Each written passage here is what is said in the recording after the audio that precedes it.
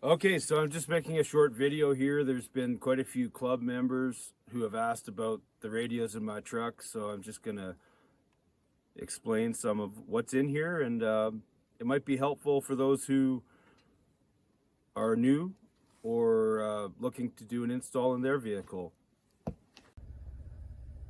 So this might not be the best install or the cleanest install compared to some, but it's I can tell you that it works pretty good, and it works for my purposes anyway. And first of all, it's a Ford F-150, and finding places to put these radios in these newer trucks can be kind of difficult sometimes. But this top radio up here, it's a Yazu FTM400, and so this is just the head unit here, as you can see. And so the actual radio itself is under the seat, and this is the mic for that radio. And a radio like this is dual band, so in fact it'll cover from 108 megahertz all the way up to 500 megahertz. So you can also if you want to monitor the aircraft band, but it's an amateur radio. It's primarily for here it's on an FM repeater. And there's lots of different repeaters programmed in here, and like there's 652 simplex, and it will do also FM, AM, and also fusion, C4FM fusion, which is a digital mode put out by Yazu. So if you have a fusion repeater in your area, that might be helpful. And also you have two receivers here essentially. The bottom one's on APRS right now, which is automatic packet reporting system. Some might call it automatic position reporting system. So there's a built-in GPS in this head unit, so you can beacon out your position as you're driving around and people can see you on the map, or also you could send text messages, stuff like that. And that's really helpful if you're in a spot where there's no cell service or that sort of thing. So that's what you have there is the FTM400 by Yazu. It's 50 watts out. And then I come down here and we've got a Motorola XPR4500. And this radio will do FM, but also DMR, digital mobile radio. So, we have some DMR repeaters around here, and that's what I use it for. It's just UHF. Again, this is just the head unit, and it is, the radio itself is mounted under the seat. So right there, it's on the talk group BC1, and the repeater is VE7DCX, DCX for short. And you can see the repeater is in range. It's beaconing in. Now you can, BC1 is sort of a statewide or a province-wide talk group that you could, if I key this up on BC1, I'll be lighting up all kinds of repeaters across the province. So, for example, in Kelowna, Vancouver, all over the place. And I can do an example here. You can also go to, these are some of the different channels in here. Here's Parrot. It's a Parrot talk group. So here's the mic for it, and I can just go Victor Echo 7 Victor Uniform testing, and you should hear yourself come back.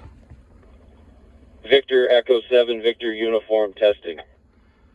So that's great. And as you'll see, all these radios are also connected with their own external speakers. So like there's one up here on the dash. They're Motorola external speakers. Below that, we have another radio. This is the President Lincoln 2 Plus. So what that is a 10 through 12 meter radio. And if you look closely here, you can see the frequency it's on now is 29.600. And so that's the FM calling frequency on 10 meters. But when the band's open, that's going to enable you to have communications thousands of miles away.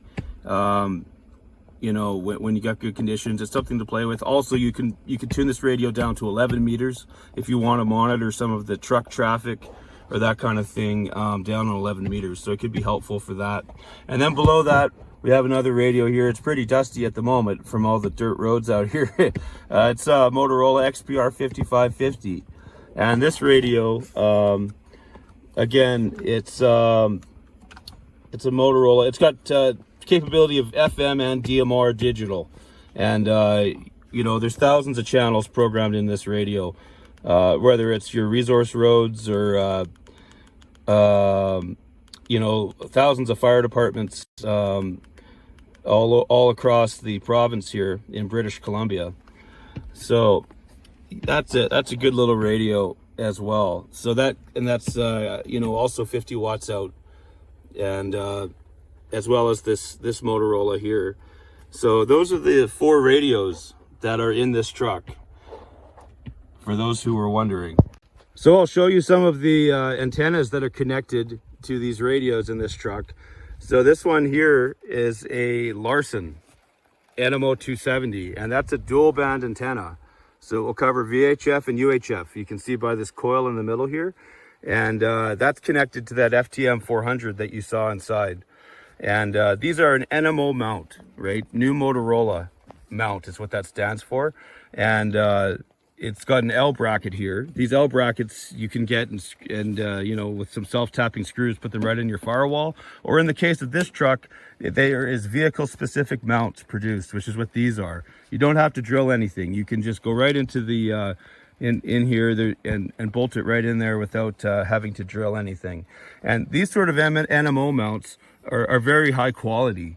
And they're really they stand the test of you know, whether it's the vibration and the moisture and that sort of thing.